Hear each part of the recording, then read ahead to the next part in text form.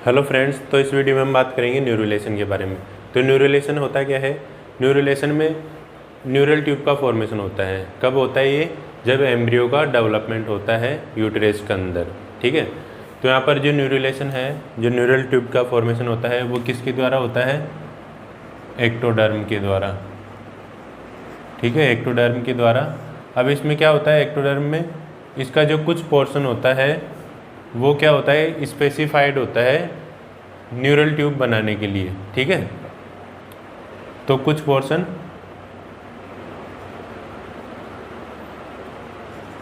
सम portion become specified. और किसका formation करता है? न्यूरल एक्टोडर्म का। न्यूरल एक्टोडर्म का।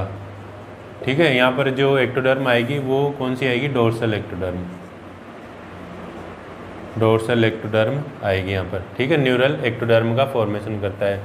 अब ये जो न्यूरल एक्टोडर्म है,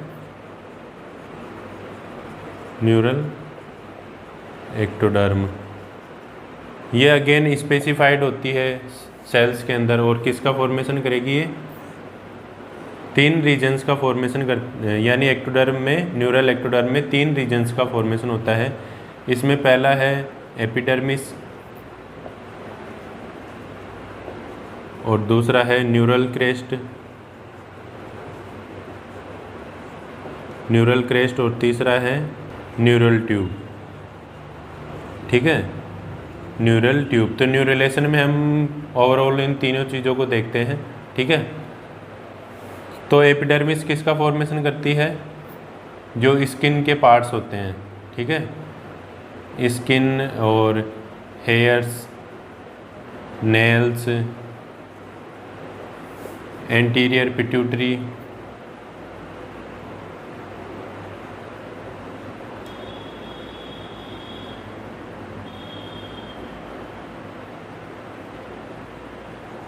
एटसेट्रा। तो इन पार्ट्स का एपिडर्मिस के द्वारा फॉर्मेशन होता है। न्यूरल क्रेस्ट सेल्स किसका फॉर्मेशन करती है? पेरिफेरल नर्वस सिस्टम का फॉर्मेशन करती है, जिसमें कि सिंपैथेटिक और पैरासिम्पैथेटिक नर्वस सिस्टम आता है। ठीक है, और एड्रिनल मेडुला का फॉर्मेशन करती है एड्रिनल मेड्यूला। और स्वान सेल्स का फॉर्मेशन होता है, किस में प्रेजेंट होती है? न्यूरॉन में। ठीक है, स्वान सेल न्यूरॉन में प्रेजेंट होती है। तो एटसेट्रा, इन चीज़ों का किसके द्वारा फॉर्मेशन होता है? न्यूरल क्रेस्ट के द्वारा। ठीक है, न्यूरल ट्यूब के द्वारा किसका फॉर्मेशन होता है? ब्रेन का फॉर्मेशन होता है। ब्रेन और spinal cord, spinal cord, neural pituitary,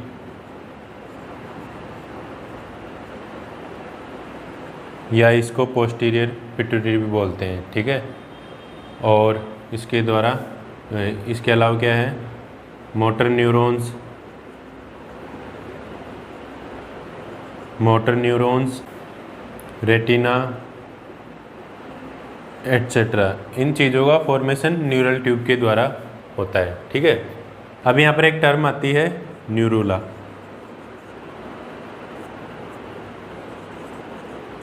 तो न्यूरुला किसको बोलेंगे? एम्ब्रियो की ऐसी स्टेज जिसमें कि न्यूरोलेशन होता है या न्यूरोलेशन चल रहा होता है, तो उस एम्ब्रियो को हम क्या बोलेंगे?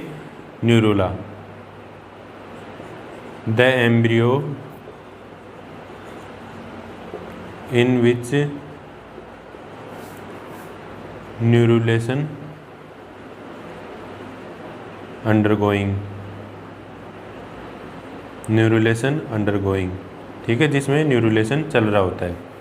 अब जो न्यूरोलेशन होता है उसको हम 2 पार्ट्स में डिवाइड करते हैं, यानी 2 पार्ट्स में कंप्लीट होती है। तो न्यूरोलेशन को हम 2 पार्ट्स में डिवाइड करते हैं। इसमें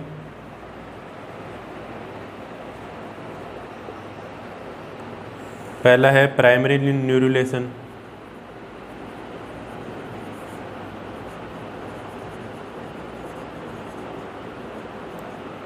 और दूसरा है सेकेंडरी न्यूरुलेशन।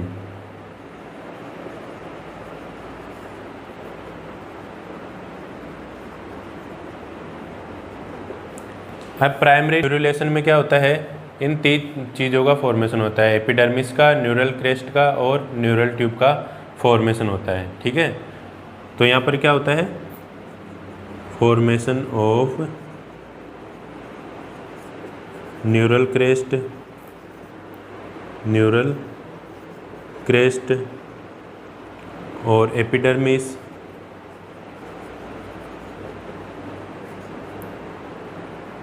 एंड न्यूरल ट्यूब का फॉर्मेशन होता है। किसके द्वारा होता है, डोर्सल एक्टोडर्म के द्वारा। ये हो गया हमारा प्राइमरी न्यूरुलेशन। अब सेकेंडरी न्यूरुलेशन में क्या होगा, ये चीज़ें जो यहाँ पर बनी है, न्यूरल क्रेस्ट, एपिडर्मिस और न्यूरल ट्यूब, इन पार्ट्स की जो सेल्स होंगी, ठीक है, उनमें डिफ्रेंशिएशन होगा और कमिटमेंट होगा, तो उससे क्या होगा, नई सेल्स का फॉर्मेशन होगा। न्यूरल क्रेस्ट के द्वारा अलग अलग सेल्स का फॉर्मेशन होगा, डिफ्रेंशिएशन और कमिटमेंट के द्वारा, और सेम इसी तरह से एपिडर्मिस और न्यूरल ट्यूब के द्वारा अलग अलग पार्ट्स का, बॉडी के अलग अलग पार्ट्स का फॉर्मेशन होता है या सेल्स का फॉर्मेशन होता है। तो इसमें क्या होता है, mainly differentiation and commitment occurs of the cells. ठीक है, डिफरेंशिएशन और कमिटमेंट किस में होता है, सेल्स के अंदर होता है। तो ये हो गया हमारा सेकेंडरी न्यूरुलेशन। तो अब हम प्राइमरी न्यूरुलेशन और सेकेंडरी न्यूरुलेशन को डिटेल में देखते हैं आगे। अब बात करते हैं प्राइमरी न्यूरुलेशन की। तो प्राइमरी न्यूरुलेशन में क्या होता है, जो न्यूरल ट्यूब होती है उसका फॉर्मेशन होता है, न्यूरल ट्यूब का और एपिडर्मिस का फॉर्मेशन होता है, और न्यूरल क्रेस्ट सेल्स का फॉर्मेशन होता है प्राइमरी न्यूरुलेशन में। ठीक है, अब जो प्राइमरी न्यूरुलेशन है उसको हम 4 स्टेप्स में डिवाइड कर सकते हैं। ठीक है, तो यहाँ पर सबसे पहली स्टेप है शेपिंग। तो जब शेपिंग होती है तो उसमें क्या होता है कि जो डोर्सल मेसोडर्म होती है, डोर्सल मेसोडर्म, जो कि किसके नीचे पाई जाती है, डोर्सल एक्टोडर्म के नीचे पाई जाती है। अब ये जो डोर्सल मेसोडर्म है वो डोर्सल एक्टोडर्म को मैसेज करती है।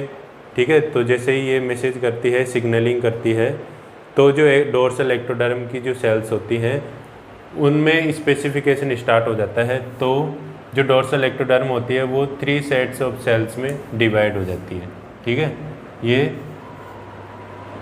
3 सेट्स ऑफ सेल्स में डिवाइड हो जाती है, 3 सेट्स ऑफ सेल्स में डिवाइड हो जाती है। अब यहाँ पर जो न्यूरल प्लेट है उसकी कैरेक्टरिस्टिक्स क्या होते हैं सेल्स के, तो इसकी जो सेल्स होती हैं वो इलोंगेटेड होती है, यानी लंबी होती हैं, थोड़ी मोटी होती है, थिक। न्यूरल प्लेट की जो सेल्स होती हैं उनकी थिकनेस ज़्यादा होती है, तो इस वजह से ये वाला जो पार्ट है न्यूरल प्लेट वाला ये थोड़ा मोटा होता है। ठीक है, और साइड में जो न्यूरल क्रेस्ट और एपिडर्मिस वाला पार्ट होता है वो पतला होता है। ठीक है, अब इसमें ही जो पहली स्टेप है उसमें ही दूसरी आती है फोल्डिंग। ठीक है, तो फोल्डिंग में क्या होता है, यहाँ पर जो न्यूरल प्लेट है वो फोल्ड होना स्टार्ट कर देती है। ये वाली जो न्यूरल प्लेट है वो फोल्ड करना स्टार्ट हो जाती है, और इस तरह से ये पहले तो ऐसे होती है और फिर इस तरह से एक ग्रुप का फॉर्मेशन करना स्टार्ट कर देती है। ठीक है, तो इसमें एक पॉइंट का फॉर्मेशन होता है जिसको हम क्या बोलते हैं, medial hinge point, MHP, median hinge point. Medial hinge point का फॉर्मेशन होता है। मीडियल हिंज पॉइंट क्या होता है, जो न्यूरल प्लेट होती है उसके मिड लाइन की जो सेल्स होती हैं, ठीक है, बिल्कुल बीच में, न्यूरल प्लेट के बिल्कुल बीच की जो सेल्स होंगी उनको हम क्या बोलेंगे, MHP। ठीक है, मीडियन हिंज पॉइंट बोलेंगे यहाँ पर, या मीडियन हिंज पॉइंट सेल्स भी बोल सकते हैं इस पार्ट वाली जो सेल्स होती हैं, ये वाली। ठीक है, अब यहाँ पर जो नोटोकोड है वो इसको मैसेज करती है, किसको, MHP को। क्या मैसेज करती है कि जो MHP की सेल्स हैं वो अपनी हाइट कम करें, ठीक है, उनकी जो हाइट होती है वो डिक्रीज हो जाती है, और ये जो MHP सेल्स हैं वो वेज शेप्ड हो जाती हैं, ठीक है, वेज WED वेज शेप्ड हो जाती हैं, ठीक है। MHP सेल्स किसके द्वारा होता है मैसेज, ये किसके द्वारा जाता है, नोटोकॉड के द्वारा। अब अगली स्टेप है एलिवेशन। एलिवेशन में क्या होता है कि जो ये न्यूरल फोल्ड्स बने, यहाँ पर न्यूरल प्लेट के द्वारा जो न्यूरल फोल्ड्स बने हैं वो और ऊपर उठना स्टार्ट कर देते हैं, ठीक है। ये साइड वाले जो न्यूरल फोल्ड्स हैं ये वाले, ये इस तरह से ये ऐसे ऊपर उठना स्टार्ट कर देते हैं। तो इससे एक ग्रूव का फॉर्मेशन होता है दो फोल्ड्स के बीच में। फोल्ड्स किसके बन रहे हैं यहाँ पर, न्यूरल प्लेट के। तो दो न्यूरल फोल्ड्स के बीच में एक ग्रूव का फॉर्मेशन होता है जिसको हम क्या बोलते हैं, न्यूरल ग्रूव बोलते हैं, ठीक है। तो इस तरह से ये एलिवेशन की प्रोसेस होती है। अब इस एलिवेशन की प्रोसेस में कौन सपोर्ट करता है यहाँ पर, एपिडर्मिस। ये जो एपिडर्मिस होती है वो यहाँ पर मोटिव फोर्स का काम करती है, मोटिव फोर्स लगाती है। किस पर लगाती है, जो न्यूरल प्लेट होती है उस पर मोटिव फोर्स लगाती है। अब इसके बाद अगली स्टेप है कन्वर्जेंस। तो यहाँ पर जो एपिडर्मिस है वो फोर्स लगाती जाती है किस पर, न्यूरल प्लेट पर। फिर इससे बाद में क्या होता है, जो एपिडर्मिस और जो न्यूरल प्लेट होती है, यहाँ पर ये न्यूरल प्लेट होती है वो आपस में जुड़ जाती है और जुड़कर एक और हिंज पॉइंट का फॉर्मेशन करती है जिसको हम क्या बोलते हैं, DLHP। इसका फुल फॉर्म क्या है, DLHP, dorsolateral hinge point, dorsolateral hinge point. तो डोर्सोलेटरल हिंज पॉइंट किसके द्वारा होता है, जब एपिडर्मिस और न्यूरल प्लेट आपस में जुड़ जाती हैं, ठीक है। ये जो एपिडर्मिस होती है वो न्यूरल प्लेट पर ऐसे धक्का लगाती है, फोर्स लगाती है, जिसकी वजह से ये यहाँ पर ग्रूव का फॉर्मेशन हो जाता है और एक बीच में एक खांच सी बन जाती है, ठीक है। अब इसके बाद अगली स्टेप है क्लोजर। तो क्लोजर में क्या होता है, जो एपिडर्मिस होती है उसके द्वारा फोर्स लगाया जाता है, तो उससे बाद में जो न्यूरल प्लेट है वो पूरी जुड़ना स्टार्ट हो जाती है यहाँ पर, ठीक है। यानी इस प्रोसेस में क्या होगा, जो न्यूरल प्लेट है ये वाले जो पोर्शन है ये वाले, ठीक है, ये वाले जो पोर्शन हैं ये आपस में जुड़ेंगे यहाँ पर, ठीक है। ये वाला और ये वाला ये पोर्शन आपस में जुड़ेंगे। तो यहाँ पर ये बिल्कुल पास में आ गए हैं और जो ऊपर की जो न्यूरल क्रेस्ट सेल्स हैं वो आपस में जुड़ जाएंगी और ये जैसे ये वाला पार्ट और ये वाला पार्ट जुड़ेंगे यानी हिंज पॉइंट्स आपस में जुड़ेंगे, तो ये जो न्यूरल क्रेस्ट हैं वो भी अलग हो जाएगी बाद में, ठीक है। और जो एपिडर्मिस है वो अलग हो जाएगी, ये भी जुड़ जाएगी एपिडर्मिस, इधर वाली एपिडर्मिस और इधर वाली आपस में जुड़कर अलग हो जाएगी।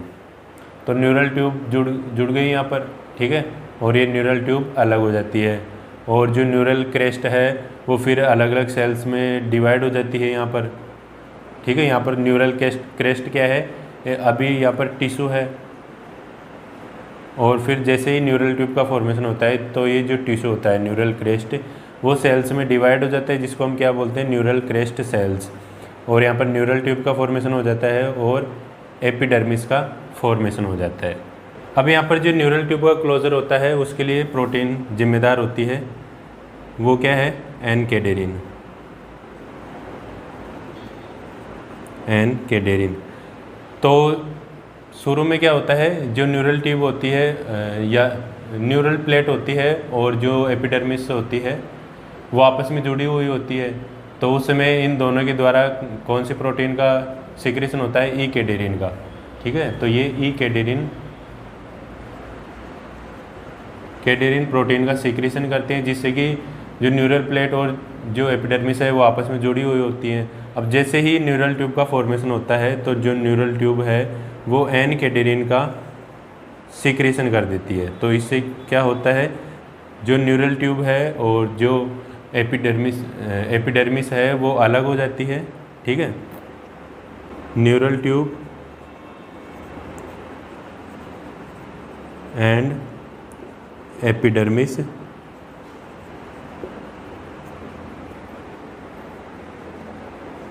सेपरेट्स, ये दोनों अलग हो जाती है जैसे ही एनकेडेरिन का सिक्रेशन न्यूरल ट्यूब के द्वारा स्टार्ट हो जाता है। ठीक है, अब यहाँ पर जो ओवरऑल जो न्यूरल ट्यूब का फॉर्मेशन है उसके लिए 3 जीन्स जिम्मेदार होते हैं, 3 जीन्स जिम्मेदार होते हैं। वो क्या है? 3 जीन्स इज रेस्पॉन्सिबल फॉर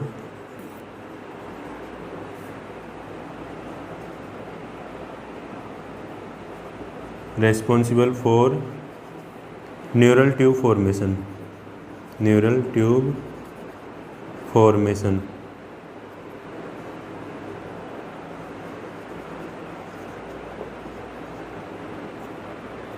पहला है यहाँ पर PEX3 और ये सोनिक हेजहोग प्रोटीन होती है यहाँ पर, और ओपन ब्रेन। ये जो 3 जीन्स होते हैं, एक तो SHH सोनिक हेजहोग प्रोटीन को सीक्रेट करने वाला जीन, और PEX3, ठीक है, PEX3 जीन और ओपन ब्रेन। तो ये जो 3 जीन्स होते हैं वो न्यूरल ट्यूब के फॉर्मेशन के लिए जिम्मेदार होते हैं। अगर इन जीन्स में कुछ डिफेक्ट्स आता है या म्यूटेशन होता है इन जीन्स में, तो न्यूरल ट्यूब में भी डिफेक्ट्स देखने को मिलते हैं या न्यूरल ट्यूब का फॉर्मेशन पूरी तरह से नहीं होता है। इसके अलावा कुछ डाइटरी फैक्टर्स भी होते हैं जैसे कि फोलिक एसिड और कोलेस्ट्रॉल। तो डाइटरी फैक्टर में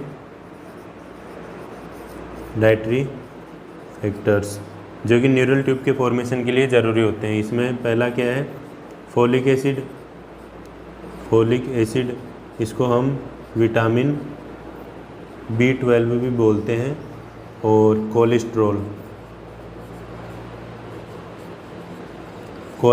ये 2 डाइटरी फैक्टर्स होते हैं जो कि न्यूरुलेशन के लिए या न्यूरल ट्यूब फॉर्मेशन के लिए ज़रूरी होते हैं।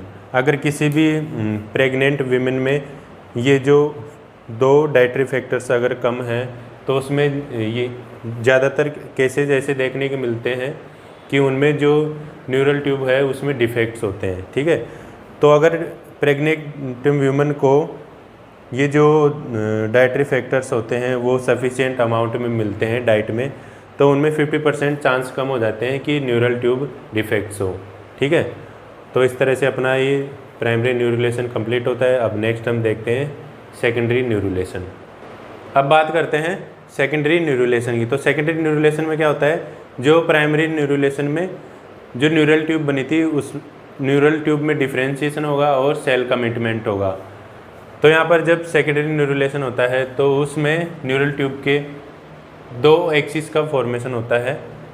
पहला है इसमें anterior posterior axis, anterior posterior axis,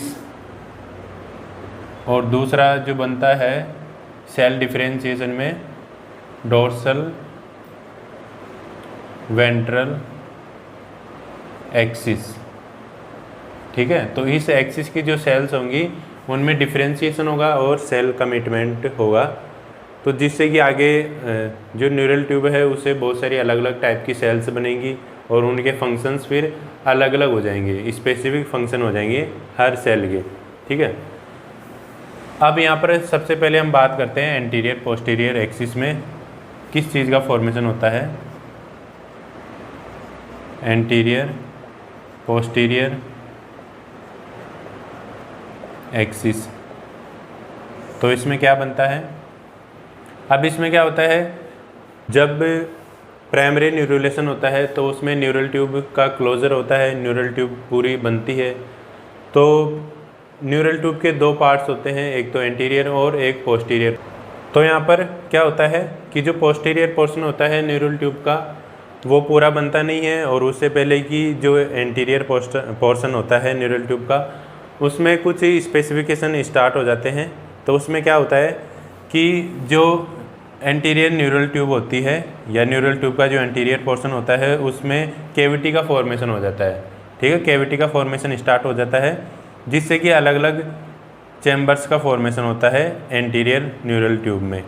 तो जो एंटीरियर न्यूरल ट्यूब है वो 3 प्राइमरी वेसिकल्स में फूल जाती है, बैलून्स का फॉर्मेशन करती है, ठीक है। तो यहाँ पर ये क्या है, कैविटी और ये है न्यूरल ट्यूब की वॉल, ठीक है। तो अब 3 प्राइमरी वेसिकल्स का फॉर्मेशन होता है, तो उसमें जो पहली वेसिकल होती है उसका नाम क्या होता है यहाँ पर, प्रोजेनसिफेलॉन।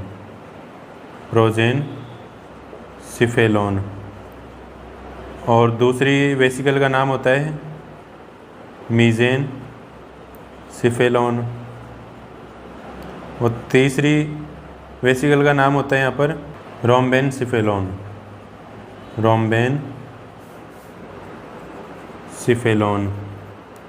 इस प्रोजेनसिफेलॉन को हम क्या बोलते हैं, फोरब्रेन। ये आगे जाकर फोरब्रेन का फॉर्मेशन करती है, उसके जो पार्ट्स होते हैं फोरब्रेन के। और ये मिड ब्रेन मीजेनसिफेलॉन यहाँ पर किसका फॉर्मेशन करेगा, मिड ब्रेन का। और रोम्बेनसिफेलॉन किसका फॉर्मेशन करता है, हिंड ब्रेन। तो ये हो गई हमारी 3 primary vesicles.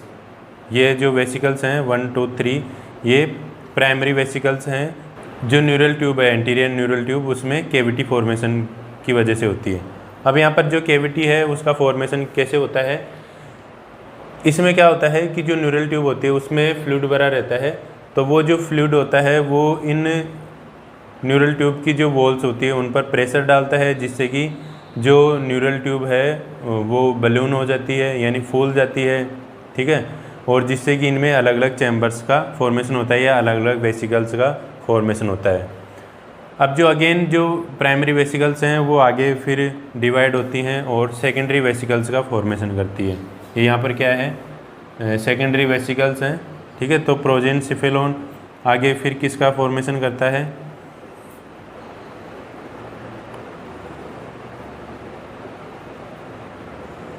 To secondary vesicles का फॉर्मेशन करता है। इसमें पहली वेसिकल का नाम है टेलेनसिफेलॉन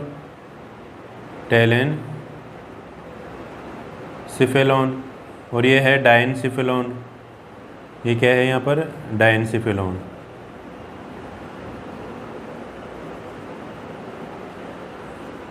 तो 2 सेकेंडरी वेसिकल्स का फॉर्मेशन हुआ है प्रोजेनसिफेलॉन से। जो मिड ब्रेन है वो अनडिवाइडेड रहता है, ठीक है। और ये यहाँ पर क्या रहता है, मीजेनसिफेलॉन में ही रहता है, मीजेनसिफेलॉन।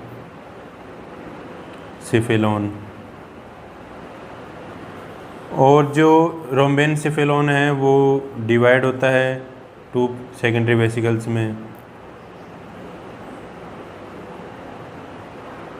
यहाँ पर जो पहली वेसिकल है उसका नाम क्या है, मेटेनसिफेलॉन।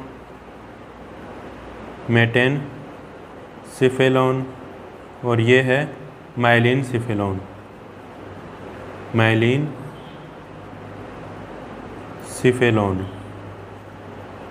तो इस तरह से अलग अलग सेकेंडरी वेसिकल्स का फॉर्मेशन होता है।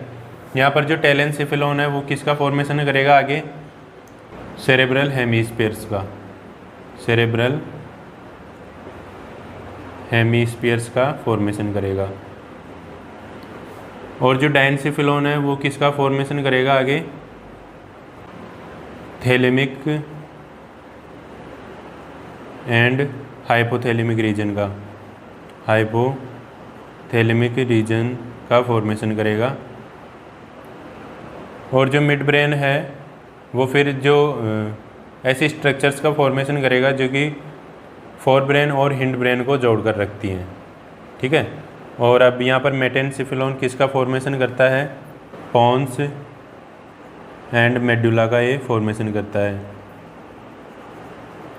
और माइलिनसिफेलॉन किसका फॉर्मेशन करेगा, मेडुला ओब्लोंगेटा।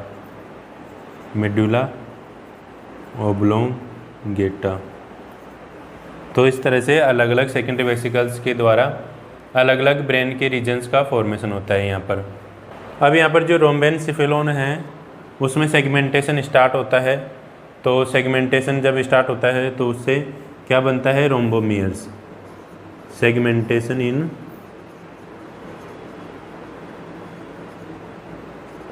इन रोम्बेनसिफेलोन,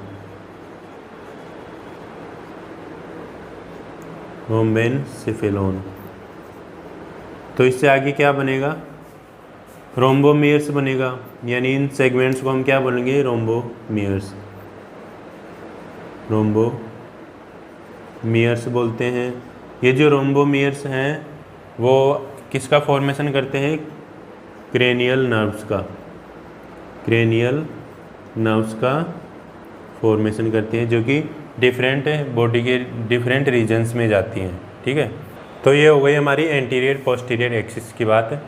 अब हम बात करते हैं सेकेंडरी न्यूरुलेशन में न्यूरल ट्यूब के डोर्सल वेंट्रल एक्सिस का फॉर्मेशन। तो डोर्सल वेंट्रल एक्सिस का फॉर्मेशन में क्या होता है, या कैसे डोर्सल वेंट्रल एक्सिस का फॉर्मेशन होता है न्यूरल ट्यूब में, तो वो देखेंगे हम इसमें। तो इसकी प्रोसेस देख लेते हैं, इसमें क्या होता है। तो इसमें एपिडर्मिस होती है, और जब न्यूरुलेशन होता है तो एपिडर्मिस किसके ऊपर होती है, न्यूरल ट्यूब, और न्यूरल ट्यूब से नीचे क्या प्रेजेंट होती है, नोटोकॉर्ड। ठीक है, अब यहाँ पर जो नोटोकॉर्ड है वो सोनिक हेजोग प्रोटीन सीक्रेट करना स्टार्ट कर देती है। SHH का मतलब है सोनिक हेजहोग। तो ये सोनिक हेजोग प्रोटीन सीक्रेट करना स्टार्ट कर देती है नोटोकॉर्ड, और ये जो सोनिक हेजोग है वो किस में जाती है, MHP सेल्स में। MHP सेल्स प्रेजेंट होती है न्यूरल ट्यूब के वेंट्रल साइड में, MHP सेल्स में जाती हैं। अब यानी ये जो यहाँ पर SHH है वो MHP सेल्स को अगेन SHH प्रोड्यूस करने के लिए इंड्यूस करती है। ठीक है, तो MHP सेल्स में भी ये protein sonic hedgehog protein produce secret होना स्टार्ट हो जाती है। तो MHP सेल्स भी क्या सीक्रेट करती हैं, SHH, यानी सोनिक हेजोग प्रोटीन सीक्रेट करना स्टार्ट कर देती है। अब ये जो सोनिक हेजोग प्रोटीन है वो यहाँ पर MHP से किसका फॉर्मेशन करती है, यानी MHP सेल्स से किसका फॉर्मेशन होता है, फ्लोर प्लेट सेल्स का, फ्लोर प्लेट सेल्स का फॉर्मेशन करती है MHP सेल्स, या MHP पॉइंट जो होता है, रीजन होता है, वो फ्लोर प्लेट सेल्स का फॉर्मेशन करता है। किसकी वजह से करता है, जब MHP जो रीजन होता है वो सोनिक हेजोग प्रोटीन सीक्रेट करना स्टार्ट कर देता है। और इंड्यूस कौन करता है, यहाँ पर नोटोकॉर्ड इंड्यूस करती है सोनिक हेजोग सीक्रेट करके, किस में, MHP रीजन में। अब यहाँ पर ये SHH जो प्रोटीन है वो फ्लोर प्लेट सीक्रेट करना शुरू कर देता है। और अब इसके बाद क्या होता है कि ये तो हो गई हमारी वेंट्रल पार्ट की बात। ये डोर्सल पार्ट होता है न्यूरल ट्यूब में, और ये वेंट्रल पार्ट होता है। डोर्सल पार्ट की बात हो गई, सॉरी वेंट्रल की हो गई, और अब डोर्सल की बात करते हैं। तो डोर्सल में क्या होता है, जो एपिडर्मिस होती है उसमें कौन कौन सी प्रोटीन्स प्रोड्यूस होती है, पहले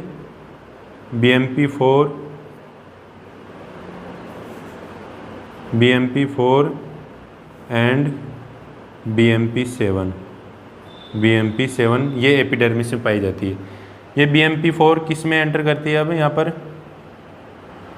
जो इसका ऊपरी पार्ट होता है, डोर्सल पार्ट होता है, उसमें एंटर करती है, और इस पार्ट को ये रूफ प्लेट सेल्स में बनने के लिए इंड्यूस करती है। ठीक है, तो BMP4 इसमें चली गई, इसके डोर्सल पार्ट में। अब ये जो डोर्सल पार्ट है ये भी BMP4 प्रोटीन सीक्रेट करना स्टार्ट कर देगा।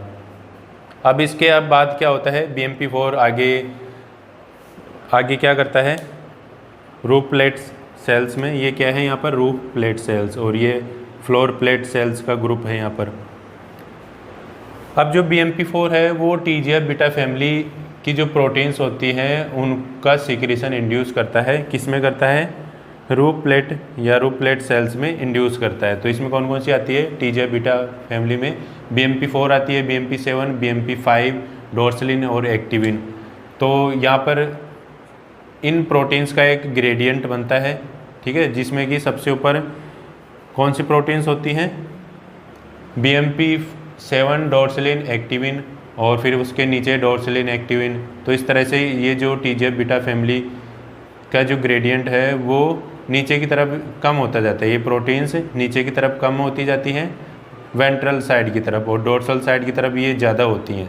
ठीक है, तो अब ये किसका फॉर्मेशन करती हैं दोनों, यानी इनमें जो प्रोटीन्स सीक्रेट हो रही है वो अल्टीमेटली कौन सी सेल्स का फॉर्मेशन करेंगी। तो यहाँ पर 3 सेल्स का फॉर्मेशन होता है, 3 टाइप की सेल्स का फॉर्मेशन होता है या न्यूरॉन्स का फॉर्मेशन होता है। किसमें? न्यूरल ट्यूब में। तो सबसे ऊपर क्या पाए जाते हैं यहाँ पर? Sensory neurons. ठीक है, सेंसरी न्यूरॉन्स पाए जाते हैं। सेंसरी न्यूरॉन्स में कौन सी सेल्स पार्ट लेती हैं? D1, D2 और D3। ठीक है, तो ये किसका फॉर्मेशन करेंगी? ये वाला पार्ट सेंसरी न्यूरॉन्स का। बीच में इसमें इंटर न्यूरॉन्स आते हैं, V1 और V2 इंटर न्यूरॉन्स होते हैं। ठीक है, या इंटर न्यूरॉन्स जो होते हैं वो उनका फॉर्मेशन करते हैं ये वाला पार्ट। ठीक है, आगे जाकर। और नीचे क्या पाया जाता है? मोटर न्यूरॉन पाया जाता है। ऊपर सेंसरी न्यूरॉन और नीचे मोटर न्यूरॉन, फिर उसके नीचे वेंट्रल न्यूरॉन। V3 न्यूरॉन को क्या बोलते हैं? Ventral neuron. फिर उसके नीचे फ्लोर प्लेट प्रेजेंट होता है। ठीक है, अब जो सोनिक हेजहॉग प्रोटीन की जो डिफरेंट कॉन्सेंट्रेशन होगी वो किसका काम करेगी? Different group of neurons express different transcription factors. यानी जब हम वेंट्रल से डोर्सल साइड की तरफ जाते हैं तो जो सोनिक हेजहॉग प्रोटीन है उसकी अलग अलग कॉन्सेंट्रेशन यानी कम होती हुई कॉन्सेंट्रेशन हमको देखने को मिलती है। तो इस कॉन्सेंट्रेशन में जब डिक्रीज़ होता है तो उससे क्या होता है कि अलग अलग न्यूरॉन से अलग अलग ट्रांसक्रिप्शन फैक्टर्स बनना स्टार्ट हो जाते हैं। ठीक है, तो ये जो अलग अलग ट्रांसक्रिप्शन फैक्टर्स बनने हैं वो अलग अलग जीन्स को एक्टिवेट करेंगे यहाँ पर, और फिर इन जीन से अगेन प्रोटीन प्रोडक्ट बनेगा। ठीक है, तो ये जो प्रोटीन प्रोडक्ट बन रहा है जीन से, वो उस सेल को, जिस सेल में बन रहा है प्रोटीन प्रोडक्ट, उस सेल को अपनी आइडेंटिटी प्रोवाइड कराते हैं। यानी यहाँ पर अब कमिटमेंट हो जाएगा यहाँ पर पूरा। ठीक है, यहाँ पर डिफ्रेंशिएशन हो रहा है और यहाँ पर अब कमिटमेंट हो जाएगा। सेल वो एक ही टाइप की सेल प्रोड्यूस करेंगी। जो भी सेल अब यहाँ पर आइडेंटिटी प्राप्त करने के बाद बनती हैं वो एक ही टाइप की सेल्स का फॉर्मेशन करेंगी या एक ही टाइप का काम करेंगी। ठीक है, और इसके अलावा जो सोनिक हेजहॉग प्रोटीन होती है वो डोर्सल न्यूरल ट्यूब के जो ट्रांसक्रिप्शन फैक्टर्स होते हैं। ठीक है, यहाँ पर ये जो TGF बीटा फैमिली के प्रोटीन्स हैं ये भी सेम इसी तरह काम करते हैं यहाँ पर, जैसे कि सोनिक हेजहॉग प्रोटीन काम करती है। ये भी डिफरेंट न्यूरॉन्स से डिफरेंट ट्रांसक्रिप्शन फैक्टर्स को एक्सप्रेशन को इंड्यूस करते हैं। यहाँ पर डिफरेंट ट्रांसक्रिप्शन फैक्टर्स बनेंगे और भी डिफरेंट जीन्स को एक्टिवेट करेंगे। सेम TGF बीटा फैमिली में सेम यही प्रोसेस होती है। और फिर जो अलग अलग प्रोटीन प्रोडक्ट्स बनेंगे वो डोर्सल साइड में भी अलग अलग सेल्स को उसकी आइडेंटिटी प्रोवाइड करेंगे। ठीक है, सोनिक हेजहॉग प्रोटीन होती है वो डोर्सल न्यूरल ट्यूब के जो ट्रांसक्रिप्शन फैक्टर्स हैं किसके द्वारा बन रहे हैं? TGF बीटा फैमिली के जो प्रोटीन्स हैं उनके द्वारा ही बन रहे हैं यहाँ पर। ठीक है, तो इनका ये जो ट्रांसक्रिप्शन फैक्टर्स हैं इनको ये क्या करती है? इनहिबिट करती है। ठीक है, अगर ये इनहिबिट नहीं करेगी यहाँ पर सोनिक हेजहॉग तो क्या होगा कि जो TGF बीटा फैमिली है इसकी जो प्रोटीन्स हैं वो पूरी न्यूरल ट्यूब में एक्सप्रेस होगी, और पूरी न्यूरल ट्यूब में हमें क्या देखने को मिलेगा कि इसमें पूरे ही सेंसरी न्यूरॉन्स का फॉर्मेशन हो रहा है। तो इसको रोकने के लिए जो सोनिक हेजहॉग प्रोटीन है वो डोर्सल न्यूरल ट्यूब के जो ट्रांसक्रिप्शन फैक्टर्स हैं उनको इनहिबिट करती है, यहाँ पर रोक के रखती है। ठीक है, तो ये हुआ अपना सेकेंडरी न्यूरुलेशन कंप्लीट हो गया इसमें न्यूरुलेशन में, जिसमें कि हमने डोर्सल वेंट्रल एक्सिस कंप्लीट कर लिया। तो हमारा ये टॉपिक कंप्लीट हो गया है न्यूरुलेशन का। आई होप आपको ये पूरा वीडियो समझ में आया होगा। अगर वीडियो पसंद आई है तो इसको लाइक कीजिए, अपने दोस्तों को शेयर कीजिए और मेरे चैनल को सब्सक्राइब कीजिए। Thank you.